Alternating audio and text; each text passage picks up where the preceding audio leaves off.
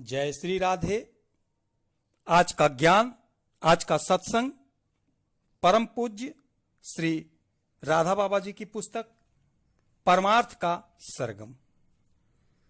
निरक्षर ब्राह्मण गौतम की सत्य कथा। जीवन उपयोगी, नाम जप में मन लगने लगेगा। परम पूज्य कहते हैं, मध्य प्रदेश में एक निरक्षर ब्राह्मण रहता था। श्रेष्ठ कुल में उत्पन्न होकर भी उसने विद्या का सेवन नहीं किया था। ब्राह्मणों के आचार और धर्म से भी वह अनभिज्ञ था। घर की संपत्ति समाप्त हो जाने पर वह भिक्षावृत्ति से जीवन निर्वाह करने लगा। उसका नाम था गौतम। एक बार भिक्षा मांगने के लिए वह एक संपन्न किंतु दस्यु के गांव में जा निकला। उस गांव में एक धनी डाकू रहता था, जो समस्त वर्णों की विशेषता का जानकार था। उसके हृदय में ब्राह्मणों के प्रति भक्ति थी। वह सत्य, प्रतिज्ञ तथा दानी भी था। गौतम ने उसी के घर जाकर भिक्षा के लिए याचना की। दस्यु ने ब्राह्मण को रहने के लिए घर देकर वर्ष भर निर्वाह करने योग्य अन्न की भिक्षा का भी प्रबंध कर दिया। उसने गौतम को नए वस्त्र भी दिए और उसकी सेवा में एक युक्ति दासी भी दे दी। दस्यु से ये सारी वस्तुएं पाकर गौतम मन ही मन बड़ा प्रसन्न हुआ और उस सुंदर गृह में दासी के साथ आनंद पूर्वक रहने लगा।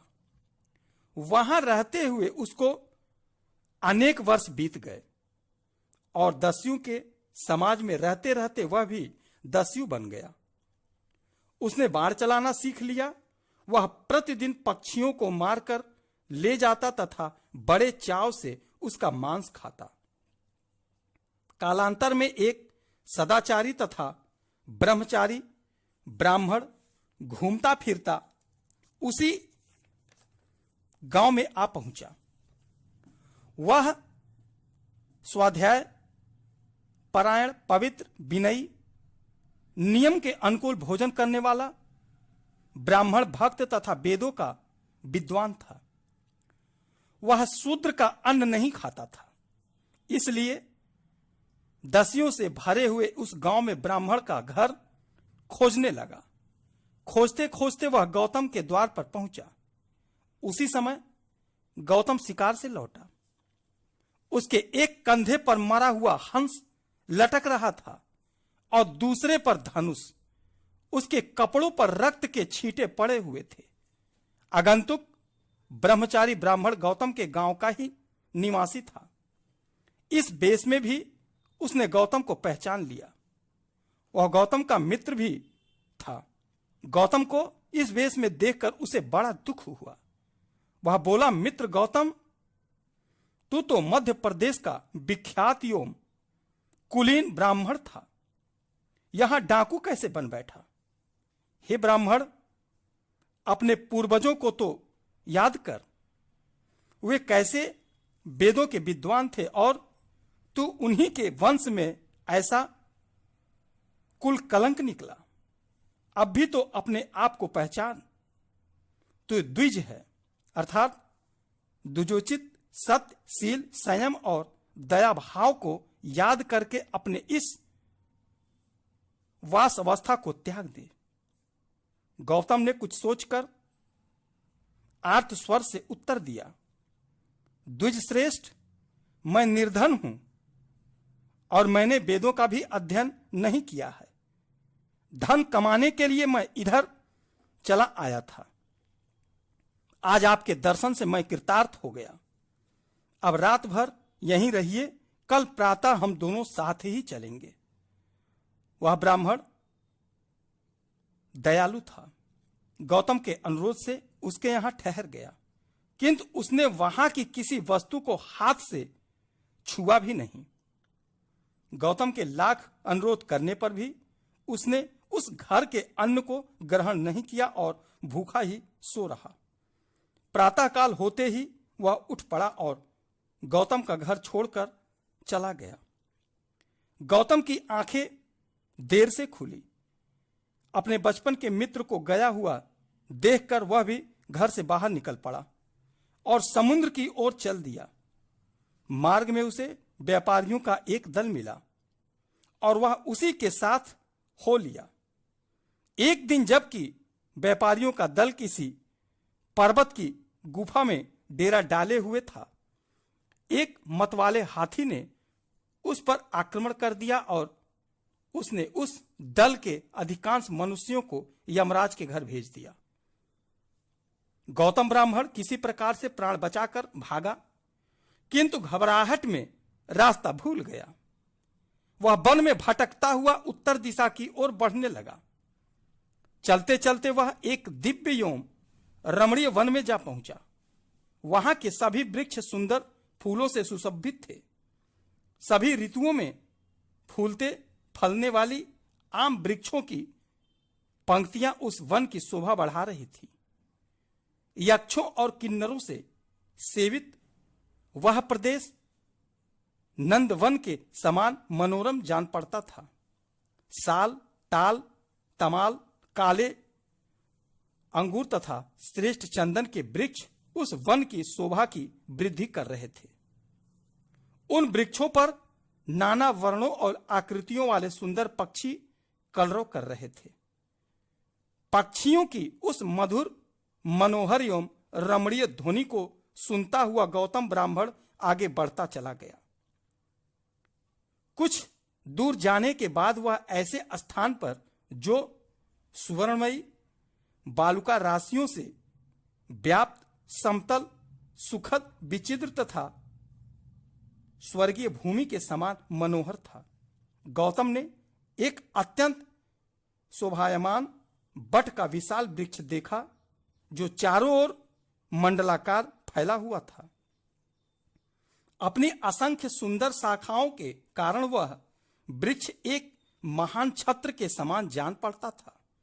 उसकी जड़ चंदन मिश्रित जल से खींची गई थी।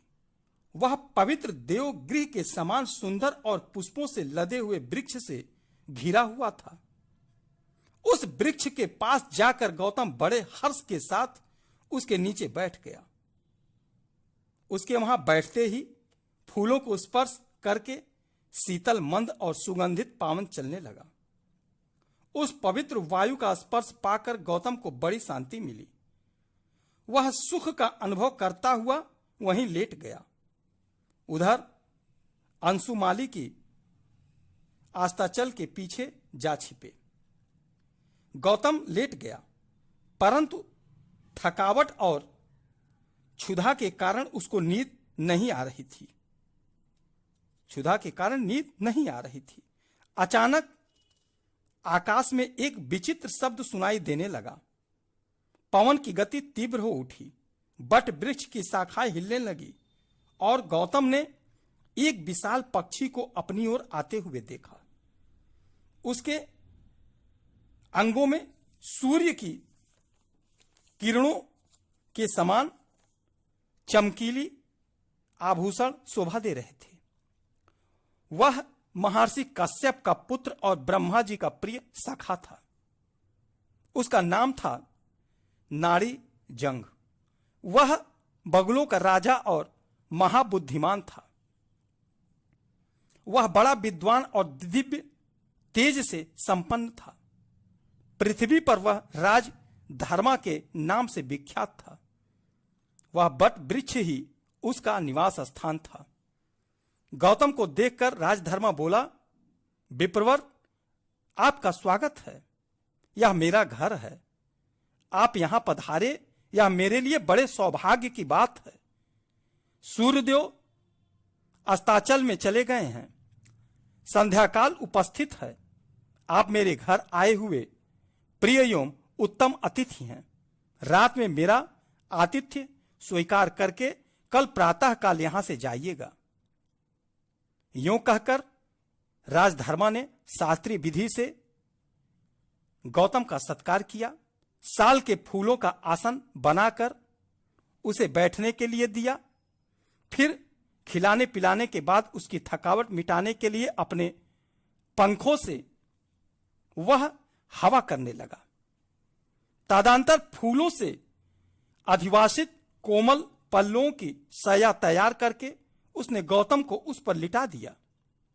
जब गौतम आराम से लेट गया तब बातचीत में कुशल कश्यप कुमार ने पूछा, ब्राह्मण आप इधर किस लिए पधारे हैं? गौतम ने कहा, महात्मे मैं दरिद्र हूं और धन के लिए समुद्र तट पर जाने की इच्छा लेकर घर से चला हूं। यह सुनकर राजधर्मा ने प्रसन्न होकर कहा, द्विज श्रेष्ठ आपका काम यही हो जाएगा, आप यहीं से धन लेकर अपने घर को जाइए। बृहस्पति जी के मत के अनुसार अर्थ की सिद्धि 4 प्रकार से होती है। ध्यान दीजिएगा आप लोग, बृहस्पति जी के मत के अनुसार अर्थ की सिद्धि 4 प्रकार से होती है। वंश परंपरा से, प्रारब्ध की अनुकूलता से, धन के लिए किए गए सकाम कर्म से और मित्र के सहयोग से। मैं आपका मित्र हो गया हूं, अतः मैं ऐसा प्रयत्न करूंगा जिससे आपको अर्थ की प्राप्ति हो जाए। जब प्रातःकाल हुआ तब राजधर्मा ने गौतम से कहा, सौम्य इस मार्ग से जाइए, आपका कार्य सिद्ध होगा। यहां से 3 योजन जाने पर मेरु ब्रज नामक नगर मिलेगा।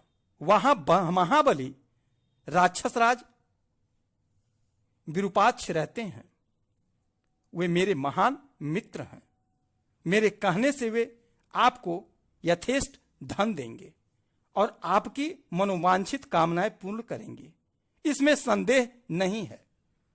बिना उधर उधर देखे राजधर्मा के बताए हुए मार्ग पर गौतम तेजी से आगे बढ़ने लगा। मेरु ब्रज नगर के चारों ओर पर्वतों के टीले तथा पर्वतों की ही चहरदीवारी थी। उसका सदर फाटक भी एक पर्वत ही था। नगर की रक्षा के लिए सब ओर से शिला की बड़ी बड़ी चट्टानें और यंत्र लगे हुए थे। जब गौतम नगर द्वार पर पहुंचा तब परम बुद्धिमान राक्षसराज विरूपाक्ष को सेवकों द्वारा यह सूचना दी गई कि उसके मित्र ने अपने एक प्रिय अतिथि को उसके पास भेजा है। सूचना पाते ही राक्षसराज ने गौतम को तुरंत अपने महल के भीतर बुला लिया और उन्होंने उसका विधिवत पूजन किया। तदुपरांत विरूपाक्ष ने गौतम से उसके गोत्र, शाखा और ब्रह्मचर्य पालन पूर्वक किए गए स्वाध्याय के विषय में प्रश्न किया, परंतु जाति के सिवा वह और कुछ भी नहीं बता सका। फिर विरूपाक्ष ने उससे उसका निवास स्थान पूछा और उसकी पत्नी का गोत्र पूछा। गौतम ने उत्तर दिया, राक्षसराज, मेरा जन्म तो हुआ है मध्य प्रदेश में, किंतु मैं एक भील के घर में रहता हूं। मेरी स्त्री शूद्र जाति की है और मुझसे पहले दूसरे की पत्नी रह चुकी है। यह सुनकर राक्षसराज मन ही मन विचार करने लगे कि अब क्या करना चाहिए। अंत में उन्होंने यह निश्चय किया कि यह केवल जन्म से ही ब्राह्मण होते हुए भी महात्मा राजधर्मा का सुहृदय है। उन कश्यप कुमार ने ही इसे यहां मेरे पास भेजा है, अतः उनका प्रिय कार्य अवश्य करूंगा। आज कीर्ति की पूर्णिमा है, आज कीर्ति की पूर्णिमा है। आज के दिन सहस्त्रों श्रेष्ठ ब्राह्मण मेरे यहां भोजन करेंगे। उन्हीं में यह भी भोजन कर लेगा, उन्हीं के साथ इसे भी धन दिया जाएगा। आज पुण्य दिवस है। यह ब्राह्मण अतिथि रूप में यहां आया है। अब इसके बाद क्या विचार करना है, वह सोचने लगा। अब इसके बाद क्या विचार करना है। राक्षसराज विरूपाक्ष के यहां आषाढ़ और माघ की पूर्णिमा को सदा बहुत से ब्राह्मण सत्कार पूर्वक उत्तम भोजन पाते थे। विशेषतः कार्तिक की पूर्णिमा को जब कि शरद ऋतु की समाप्ति होती है, वह ब्राह्मणों को रत्नों का दान करता था।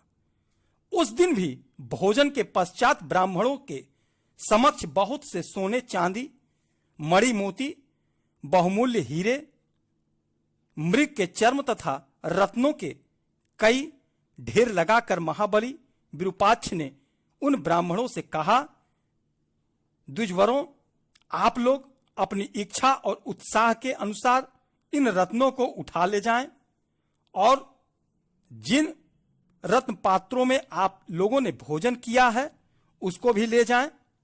विप्रगण, आज एक दिन के लिए आप लोगों को राक्षसों की ओर से कोई भय नहीं है, अतः सकुशल और सानंद अपने अभीष्ट स्थान को शीघ्र ही चले जाइए, विलंब ना कीजिए। यह सुनकर सब ब्राह्मण समुदाय इच्छानुसार रत्न लेकर विदा हुए। गौतम भी स्वर्णादि का भारी बोझ ढोता हुआ बड़ी कठिनाई से बट वृक्ष के पास आ पहुंचा। मित्र वत्सल राजधर्मा ने गौतम को आया देखकर स्वागत पूर्वक उसका अभिनंदन किया, अपने पंखों को हिलाकर उसकी थकावट दूर की, फिर उसका पूजन किया तथा उसके लिए भोजन की व्यवस्था की।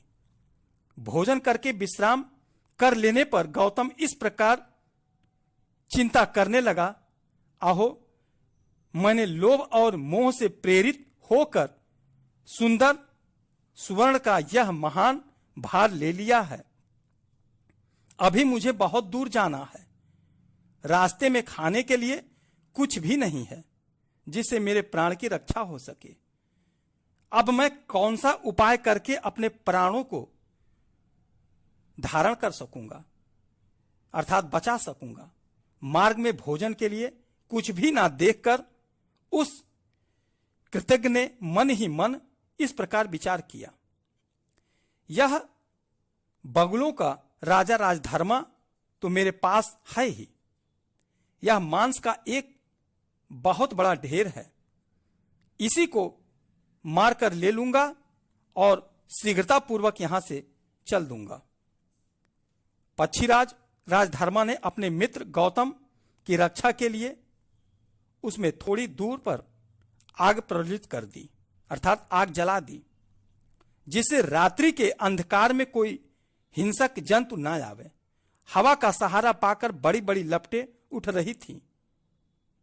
बकराज को मित्र पर विश्वास था, इसलिए वे उसके पास ही सो गए थे।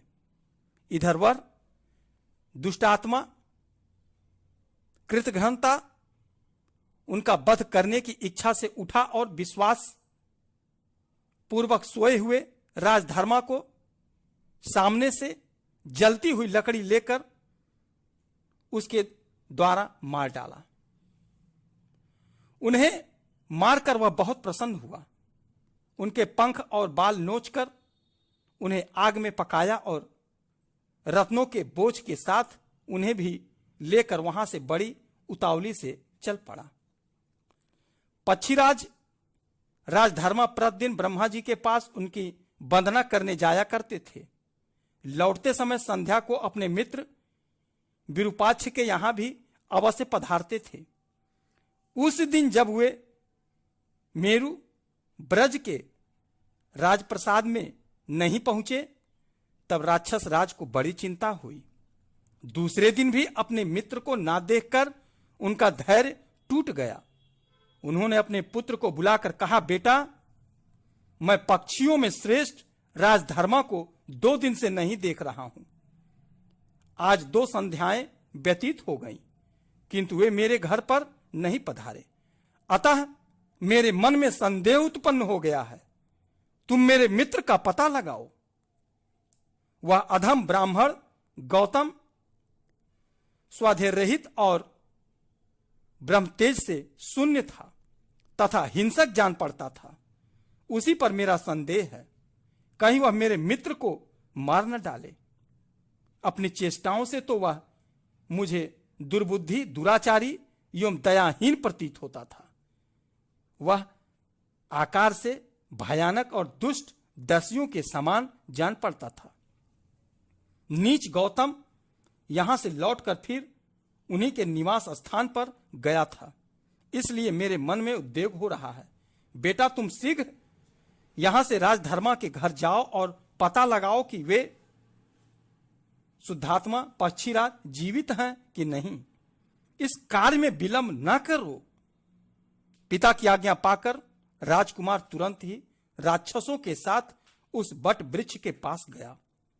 वहां राजधर्मा के पंख और बालों को देखकर वह रो पड़ा और उसने गौतम को शीघ्र पकड़ने की चेष्टा की।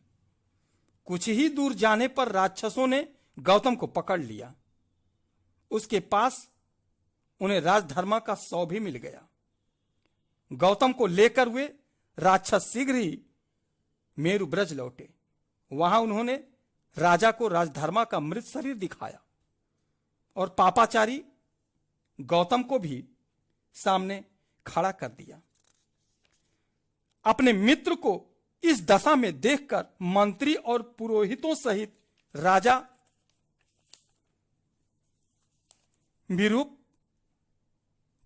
फूट फूट कर रोने लगे।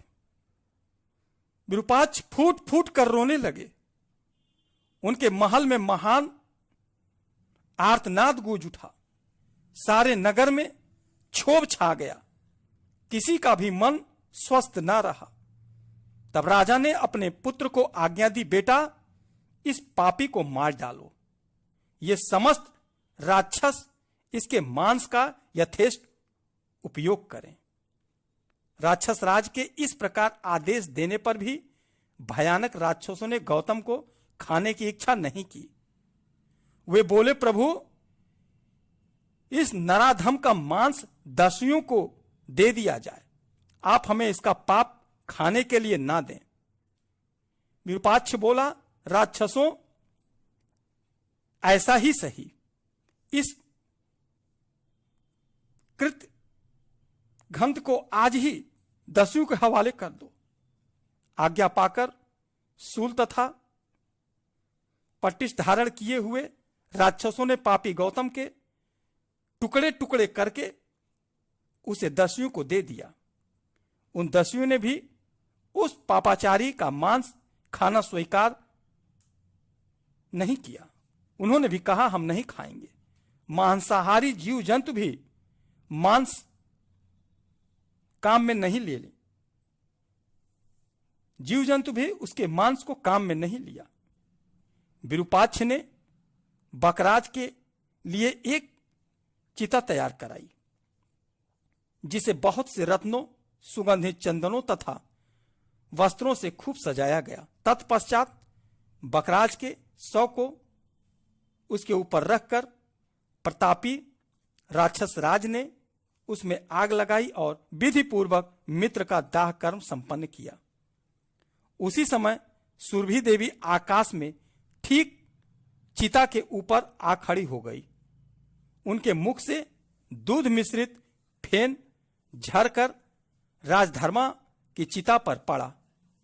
उससे बकराज तत्काल जीवित हो उठे और उड़कर अपने मित्र विरूपाक्ष के पास जा पहुंचे और उनसे प्रेम विहल होकर मिले। उसी समय देवराज इंद्र विरूपाक्ष के नगर में आए और दोनों मित्रों की उन्होंने बड़ी प्रशंसा की। तदंतर राजधर्मा बक ने इंद्र को प्रणाम करके कहा, श्रेष्ठवर, यदि आपकी मुझ पर कृपा है तो मेरे प्रिय मित्र गौतम को भी जीवित कर दीजिए। इंद्र और विरूपाक्ष दोनों राजधर्मा के इस प्रस्ताव से चकित हो उठे। इंद्र ने कहा, यह पापी कृतघ्न है। कृतघ्न को कैसे यश प्राप्त हो सकता है? उसे कैसे स्थान और सुख की उपलब्धि हो सकती है? कृतघ्न विश्वास के योग्य नहीं होता। कृतघ्न के उद्धार के लिए शास्त्रों में कोई प्रायश्चित नहीं बताया गया है। परंतु मित्रवत्सल राजधर्मा अपनी प्रार्थना पर अचल रहे। अंत में उनके अनुरोध को स्वीकार करके इंद्रदेव ने गौतम ब्राह्मण को भी अमृत छिड़क कर जीवित कर दिया। बकराज ने बड़े प्रेम से उसको हृदय से लगा लिया। आकाश में दुंदुभिया बजने लगी और राजधर्मा पर फूलों की वर्षा होने लगी। गांधर्व गा रहे थे, प्रेम की प्रतिमा जयति जय, राजधर्मा जयति जय, मित्र वत्सलता गुणालय, राजधर्मा जयति जय। जय श्री राधे, जय जय श्री राधे।